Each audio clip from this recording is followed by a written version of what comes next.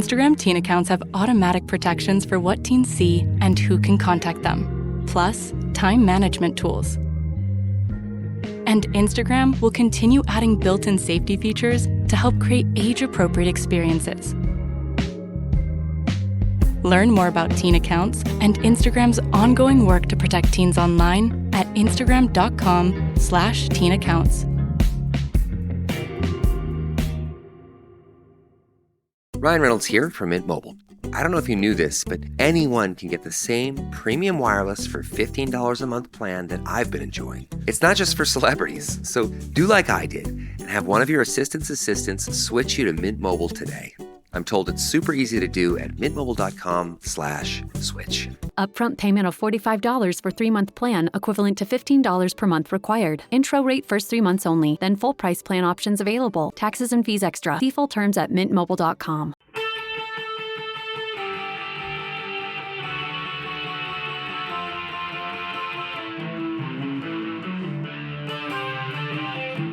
This is the Daily Blast from the New Republic, produced and presented by the DSR Network. I'm your host, Greg Sargent.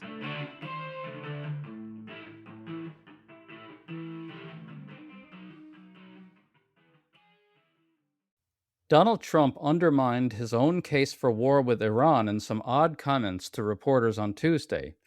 He admitted that the worst-case scenario is that Iran might be ruled by terrible leaders later, and acknowledged that the leaders the U.S. wants in charge are already dead.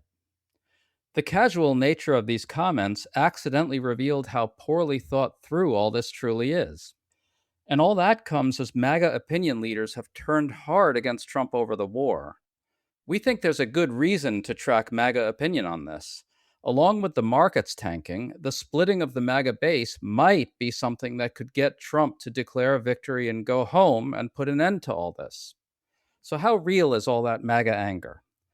We're parsing all this with the Zeteo senior political correspondent Asawin Subsang, who has written a lot over the years on MAGA's supposed anti-interventionist tendencies. Swin, good to have you on. I wish you could once have me on to talk about something sunny and not fucking infuriating, but here we are every single time you invite me on your pod. How's it going, Greg? Good, but Swin, there will never be a day that you're invited on to talk about good news. So let's start with Trump. As of now, Iran's supreme leader has been killed, along with some other leaders in the regime. Trump was asked by a reporter what the worst-case outcome in Iran is. Listen. I guess the worst case would be we do this and then somebody takes over who's as bad as the previous person, right? That could happen. We don't want that to happen. That would probably be the worst. You go through this and then in 5 years, you realize you put somebody in who was no better. So we'd like to see somebody in there that's going to bring it back for the people. Swin, you'd think he would have thought of that before. He says here that he doesn't expect that to happen. I guess he suggests he doesn't expect it to happen. But it seems to me that what he really revealed here is that he hasn't even bothered to imagine what additionally could go wrong from all this, badly undermining his case. What did you make of it? Look, American lives on the line, Americans, not to mention other people, but even just talking about Americans and American military personnel have already perished completely unnecessarily in this thing. And President Trump and the rest of the gang running the federal government right now are going about this with the exact same level of nobility and care and solemn posture that you or I would take while we are flipping through Hulu trying to find something new to watch. For months, according to our reporting at the Zeteo.com, for months and months in the run-up to Trump launching this illegal war on Iran, he was briefed repeatedly in classified briefings, senior intelligence personnel, other senior administration officials about, look, we have spent time gaming out these different scenarios of what would likely happen if you took option A, B, C, D, whatever, on what kind of war you want to launch. A smaller scale conflict, days, weeks, or maybe this spirals and goes protracted. Here are different potential U.S. casualty estimates. Here are ways where things could go sideways, including the regime installing someone or something worse than the current supreme leader. These were all things that, if he cared to pay attention, were put in his ear and in front of him over and over again in the weeks or months even leading up to this thing. And you know what? Donald J. Trump said and decided firmly, I'm the decider. I think it's worth it. Fuck all that noise that you're putting in my ear right now. We're doing it. Let's just do it and be legends. And he pulled the trigger on it. In fact, the New York Times has reported that his top general had misgivings about the war, and all he did was just tune it out. He just closed his ears to all of it. And that's why right now he looks like he's surprised when he, mulls this sort of stuff in public. And it gets even better with him, by the way. He was also asked who's going to replace the current Iranian leaders who are getting killed. Listen to this. Well, most of the people we had in mind are dead. So, we had some in mind from that group that is dead. And now we have another group. They may be dead also, based on reports. So I guess you have a third wave coming in. Pretty soon we're not going to know anybody. But we have, Venezuela was so incredible because we did the attack and we kept government totally intact. So a couple things here, Swin. Again, he undermines his case by basically admitting to how poorly thought through the aftermath of this truly is. And then note how he says it's a good thing that the leadership in Venezuela was left virtually intact. So does Trump want to change at the top in Iran or not? Does he want regime change or not? This is something they just can't answer. What's your reaction to that? He does want full-blown regime change in Tehran in the same way that you or I would want to have a body that looks like Dave Bautista's or Dwayne The Rock Johnson's without doing an ounce or barely an ounce of the heavy lifting, literal heavy lifting that it would require to get there. This is a MAGA, imperialist, bloodthirsty, wannabe God Emperor who wants all the things that a God Emperor would have if they were willing to throw 500,000 American lives at something to get done. But he's not willing to do that because he is very, very lazy. That was his position in all these other invasions and conflicts, including with Venezuela. And the reason that seemed quote unquote successful to him in a way that he could stomach is because he cut a corrupt deal with the Maduro regime such that he could preserve the repressive, violent Maduro regime while just getting his man, getting his oil deal and being able to say, haha, I have Maduro in handcuffs, but you leave the regime intact. That was never going to be the kind of options that he would have if he launched a war, as he's doing right now with the Israeli government on the Islamic Republic. To stay up to date on all the news that you need to know, there's no better place than right here on the DSR network. And there's no better way to enjoy the DSR network than by becoming a member. Members enjoy an ad-free listening experience, access to our Discord community, exclusive content, early episode access, and more. Use code DSR26 for a 25% off discount on sign-up at thedsrnetwork.com. That's code DSR26 at thedsrnetwork.com/buy. Thank you, and enjoy the show.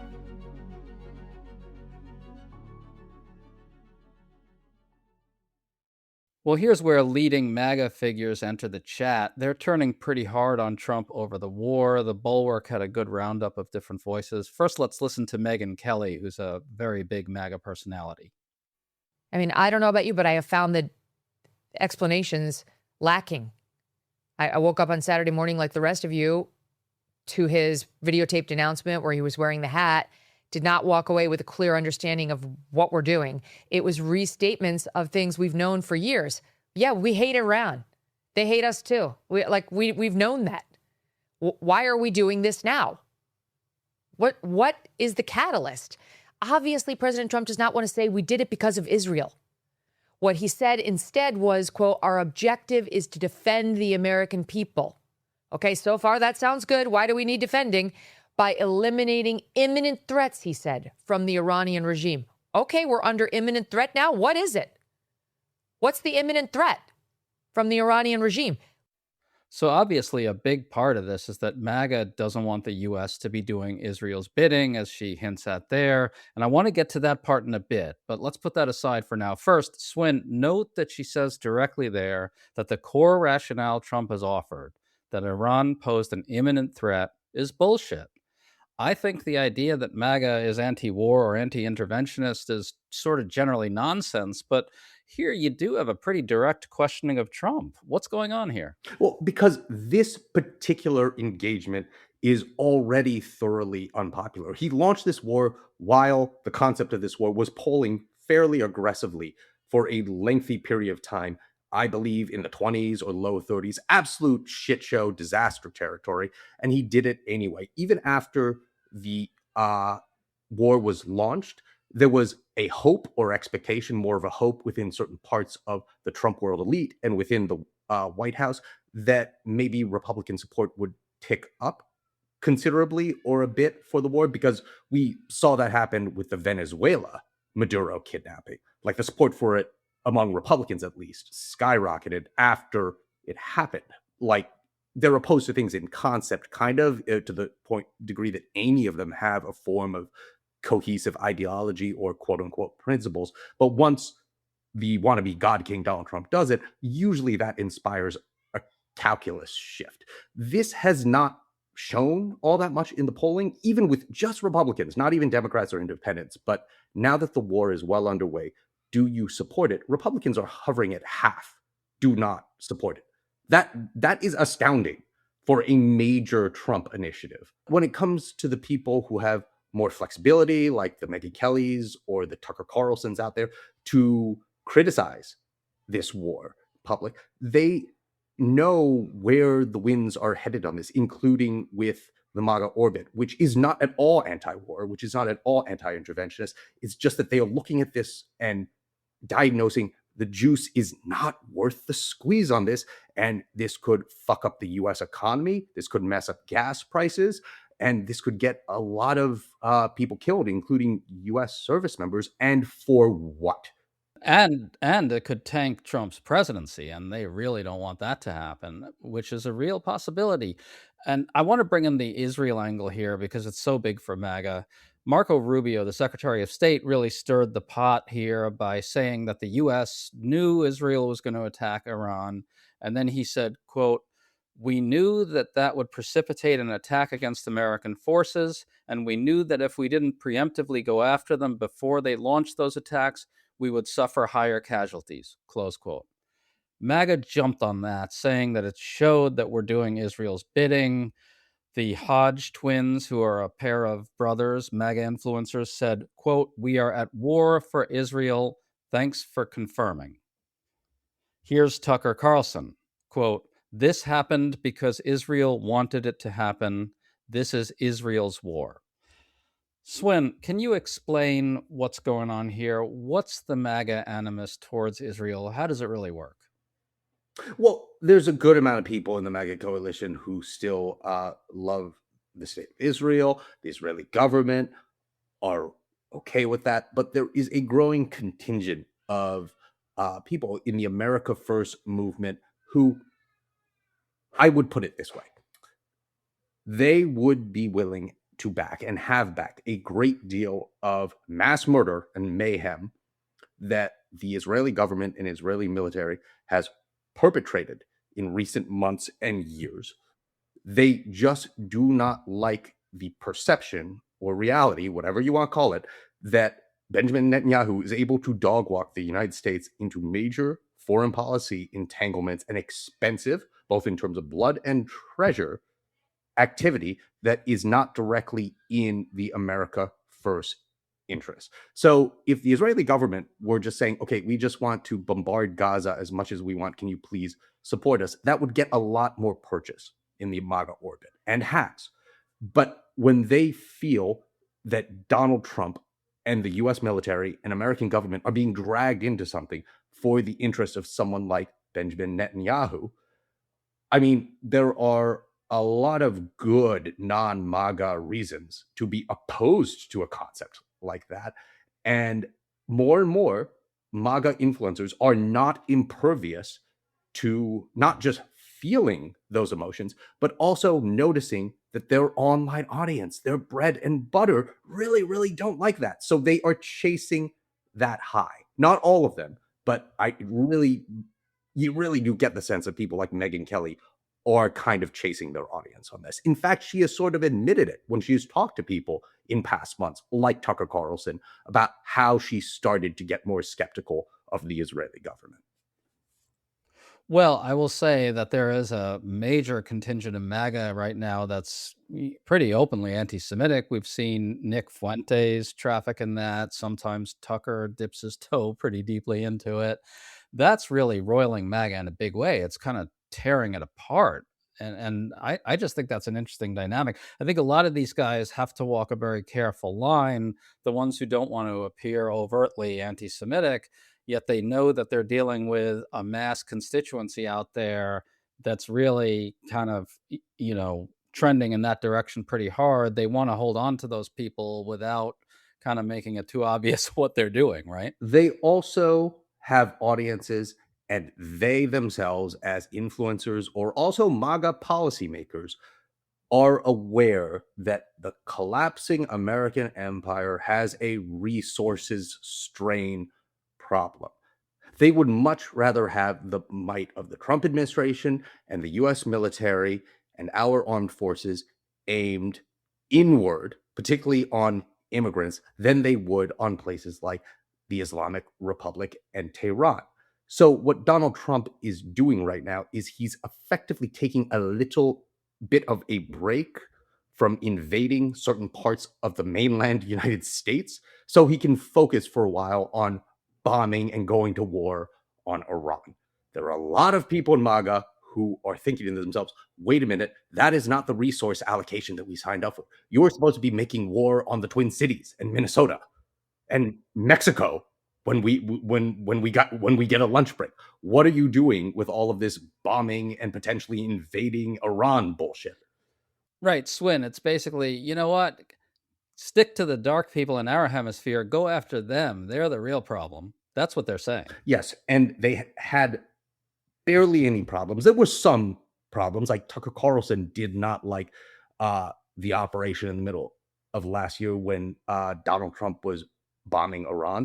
He wasn't a big fan of that. There are MAGA figureheads out there and America First influencers who weren't happy with that. But by and large, the Republican Party and MAGA were okay with that. And they are okay with potentially invading Mexico soon. What they do not like is what we can all seeing unfolding every minute of every day recently, that Donald Trump is dangerously close to plunging us into Iraq War 2.0 for barely any reason at all when it comes to his war in Iran. He and his administration did not spend any time trying to sell this to the American people, to such a degree that even a good number of prominent Trump allies who I've spoken to in recent days, even they, who are acutely aware of what kind of personality Donald Trump is, were a little bit surprised that they spent such little time trying to sell the American people on this war. And then they just went ahead and immediately started it.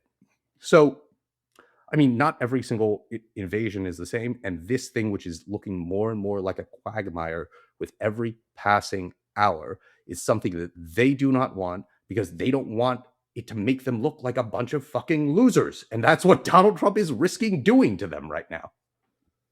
Yeah, it's really interesting. And just to underscore your point, note that MAGA is absolutely over the moon every time that Trump blows up a few people in a fishing boat. These are civilians. They're alleged to be running drugs, but they're not getting any kind of due process, of course. They're just getting blown to bits by the U.S. military, and MAGA just loves that. I want to close out by reading something from Matt Walsh, who's a big MAGA influencer. He said the following to his fellow conservatives. He's here addressing people who are supporting the operation in Iran. Quote, "I can't take the gaslighting, guys. I really can't. Conservatives are now running around saying Iran has been waging war on us for 47 years. Okay, then, why didn't any of you call for an attack on Iran at any point until now?" Close quote. It's a pretty good question. I got to give it to him, Swin. He's right about that one thing. And what I take from that is that you're going to really see some very deep schisms open up here, because a chunk of the conservative movement is absolutely giddy with excitement over the blowing up of targets in Iran and the killing people in Iran and so forth. And yet MAGA, there is a contingent that just won't have it for all the reasons that you've said, given that Trump's own kind of lines about all this that we listened to earlier show how unprepared they are for what's about to come. Where does this go from here? I mean, it seems like we're looking at a quagmire potentially, and we're looking at MAGA getting even more pissed off at their fellow conservatives who are going to continue to support it no matter what happens, right? What Donald Trump wanted was a very successful, very quick, gangster-like drive-by shooting, something you may see in one of the Grand Theft Auto PlayStation games. That's what he wanted. Something like that is what he envisioned going into this. And now he is getting drawn into a protracted, costly, spiraling, bloody mob war with different factions in different countries, where he and his administration are not the only ones who control the timeline of how far this goes and when this stops. And that is what is really pissing off a lot of his supporters in the MAGA upper crust, because he is very clearly biting off way more than he can chew, and everybody, both here and abroad, knows it. Well, I'd be saying that this is going to be a real fun thing to watch unfold as they kind of go at each other's throats viciously. But unfortunately, this is all a potential catastrophe for the United States in all kinds of ways. Aso and Subsang, always good to talk to you, man. Thanks for coming on. Peace out.